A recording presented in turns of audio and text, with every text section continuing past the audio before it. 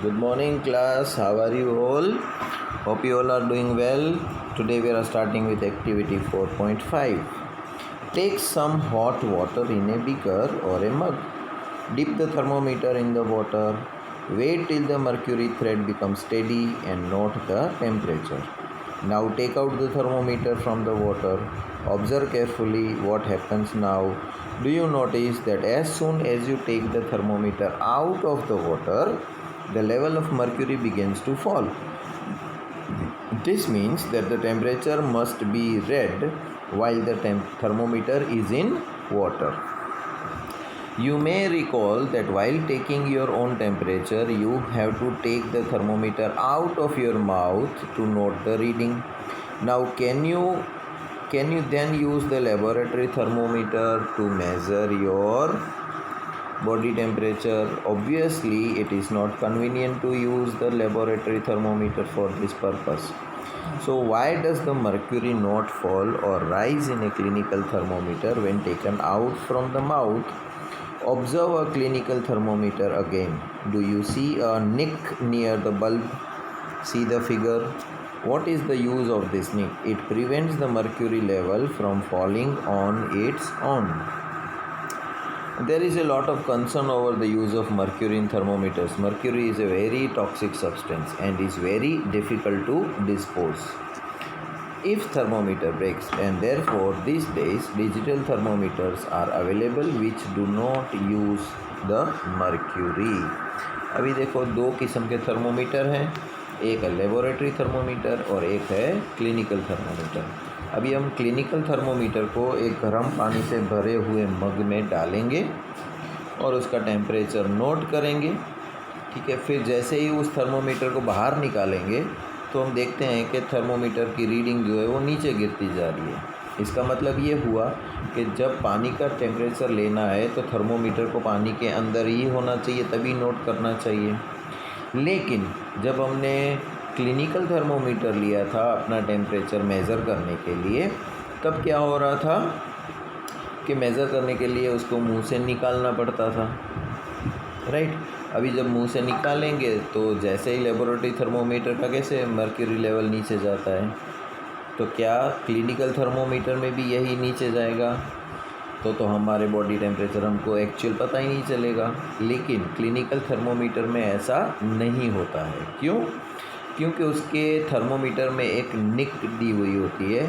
वो क्या करती है कि अपने आप मर्क्यूरी को नीचे गिरने नहीं देती है ना, कि मुंह में डाला, टेम्परेचर राइज़ हुआ, जहाँ पे जाके अटक गया, फिर वो बाहर निकाल लेते हैं मुंह से तो टेम्परेचर डाउन नहीं होता है, उसको हम झटका देना पड़ता है तो ही नीचे जाता है ना।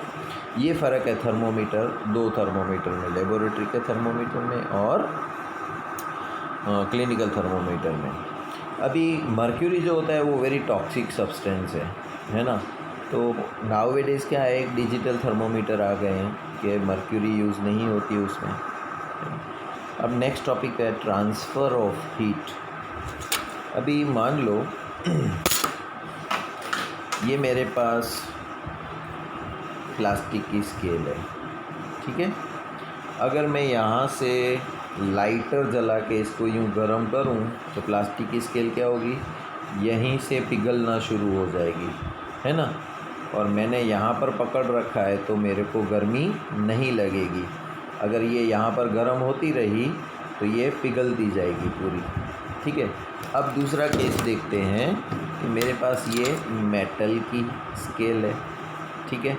इसको मैंने यहाँ पकड़ा और अगेन इस मेटल की स्केल को भी लाइटर से इसको गर्म करता हूँ तो ये पिघलेगी तो नहीं, लेकिन क्या होगा, गर्मी जो मैं इसको यहाँ दे रहा था, थोड़े टाइम बाद गर्मी चलते चलते इसके ऊपर यहाँ तक मेरे हाथ तक पहुँच जाएगी और थोड़ी और गर्म हुई तो फिर मैं इसको पकड़ नहीं सकूँगा। क्यों? क्योंकि गर्मी लग रही है।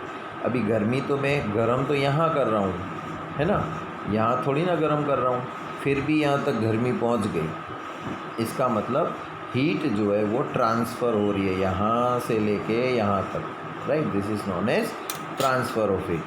Okay, you might have observed that a frying pan becomes hot when kept on a flame. It is because the heat passes from the flame to the utensil.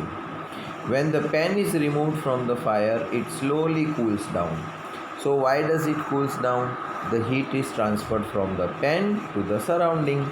So you can understand that in both the cases, the heat flows from a hotter object to a colder object. In fact, in all the cases, heat flows from a hotter object to a colder object. So how does this heat flows?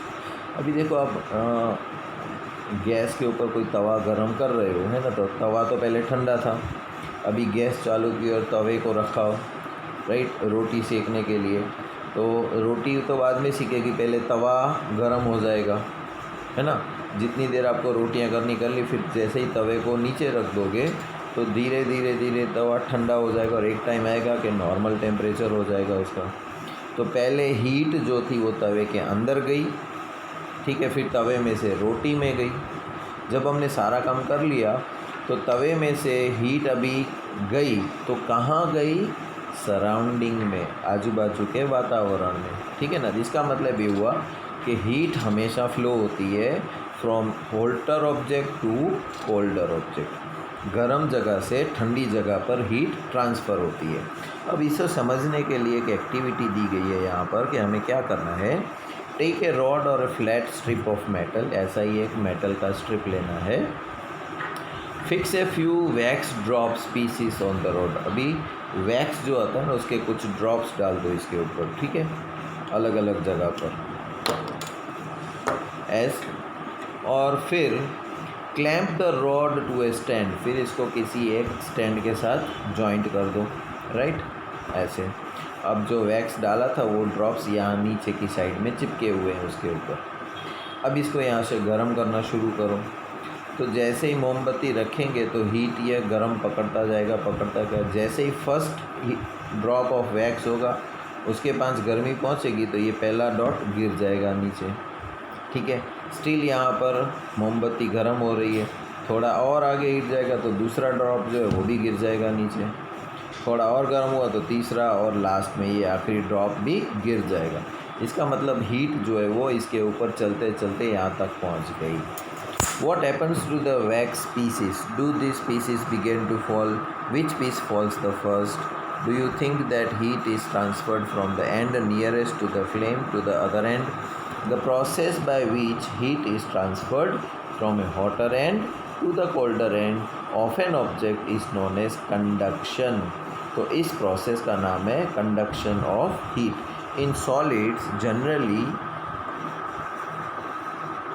the heat is transferred by the process of conduction. तो जो भी solid substance होते हैं उसमें heat हमेशा conduction के through ही flow होती है। Do all the substance conduct heat easily? You may have observed that the metallic pan for cooking has a plastic or a wooden handle.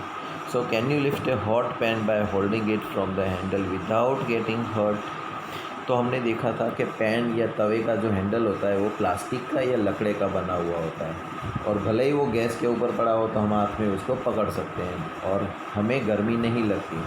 By chance जिस दिन उसका हैंडल टूट जाएगा, plastic वाला या लकड़े वाला, फिर हम तवे को हाथ से नहीं पकड़ पाएंगे। क्यों?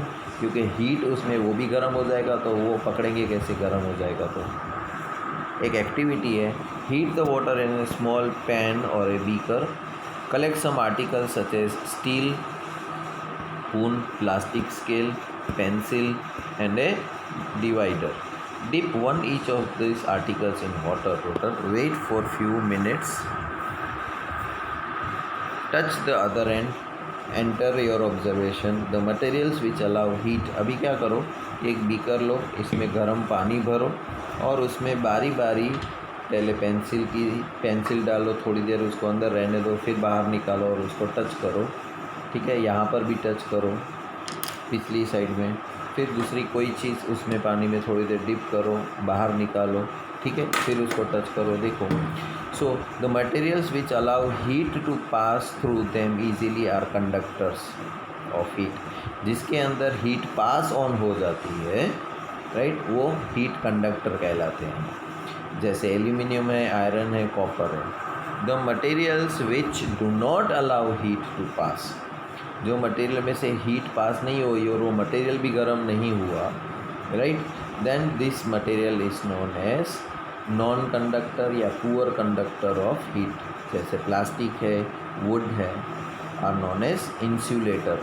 तो जो हीट को अपने अंदर से पास होने नहीं देते उसको हम बोलते हैं कि ये इंसुलेटर है। The water and air are poor conductors of heat. Water और हवा हीट के पुअर कंडक्टर्स हैं। How does the heat transfer take place in this substance. तो फिर वो गर्म कैसे हो जाते हैं जब ये इंसुलेटर है, पानी और हवा है ना, वो हीट को नहीं पकड़ते। तो कभी कभी आप धूप में भी देखोगे कि गर्म हवा चल रही है, तो हवा कैसे गर्म हो गई, पानी गर्म हो गया, तो कैसे हो गया। एक एक्टिविटी है, देखते हैं। Take round bottom flask. If the flask is not available, beaker can be used. Fill it 2/3 with water. Place it on a tripod or make some arrangement to place the flask in such a way that you can heat it by placing the candle below. Wait until the water in the flask is still. Place a crystal of potassium permanganate at the bottom of the flask gently using a straw. Now heat the water by placing the candle just below the crystal. Write down your observation in your notebook and also draw a picture of what you observe.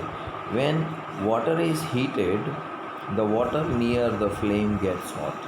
Hot water rises up. The cold water from the side moves downwards towards the source of heat, and this water also gets hot and rises up. And water from the sides moves down. This process continues till the whole water gets heated, and this mode of heat is known as convection. अभी देखो, मान लो ये कोई पानी, ठंडे पानी की बोतल है, इसके अंदर एक स्ट्रॉ डालो हम, ठीक है, और स्ट्रॉ में से 2-3 क्रिस्टल जो है पोटाशियम परमैंगनेट के डाल दो। अभी पोटाशियम परमैंगनेट पिंक कलर नीचे ही रह जाएगा, ठीक है। अब इसको गर्म करते हैं नीचे से, यहाँ से गर्म करते हैं तो पोटाशियम परमैंगनेट भी गर्म होने लगेगा। अभी नीचे जो पानी है ना, पहले वो डायरेक्ट हीट के कांटेक्ट में आएगा तो वो पानी गर्म हो जाएगा और गर्म पानी स्ट्रेट ऊपर उठेगा। तो जैसे ही गर्म पानी ऊपर उठेगा तो यहाँ साइड का जो पानी है, दोनों साइड का पानी, वो ठंडा होता है, वो यहाँ नीचे सेंटर में आ जाएगा। अब नीचे से तो मोमबत्ती जल रही है बर्नर की, तो ये भी इस पानी को भी गर्म कर देगा, तो ये वाला पानी भी ऊपर जाएगा, ठीक है। अगेन साइड में जो ठंडा पानी है वो नीचे आ जाएगा। तो ये पानी इस प्रोसेस में यूँ ऊपर नीचे ये घूमता रहेगा। ये कब तक घूमेगा? जब सारा का सारा पानी का टेम्परेचर एक जैसा नहीं हो जाता, ठीक है। इस प्रोसेस का नाम है convection water, convection of heat, right. तो स्टील में या सॉलिड में क्या होता था, हीट पास होती थी सीधी, है ना, तो स्केल के सारे मॉलिक्यूल्स यहाँ पर जितने भी थे वो सब गर्म हो जाते थे, फिर आगे बढ़ती थी। जबकि कन्वेक्शन में क्या हो रहा था, हीट आगे जा रही है, ठंडा वाला पार्ट नीचे आ जा रहा है, हीट आगे जा रही है, ठंडा वाला पार्ट नीचे जा रहा है, राइट। तो पिंक कलर के आप रेज़ देखोगे, ऊपर जा रहे हैं फिर नीचे आ रहे हैं, पिंक कलर के रेज़ ऊपर जा रहे हैं नीचे आ रहे हैं। ये पिंक कलर पोटाशियम परमैंगनेट का है ना, जो ऊपर जाता है गर्म होके, तो हमें दिख सकता है कि ये पानी कहाँ जा रहा है, गर्म पानी। So the air near the heat source gets hot and rises. The air from the sides comes in to take the place. In this way the air gets heated. तो इस तरह से हवा और पानी जो है वो गर्म होते रहते हैं। एक और एक्सरसाइज है, वो हम कल करेंगे। आज यहीं पर स्टॉप करते हैं। तब तक के लिए goodbye and take care.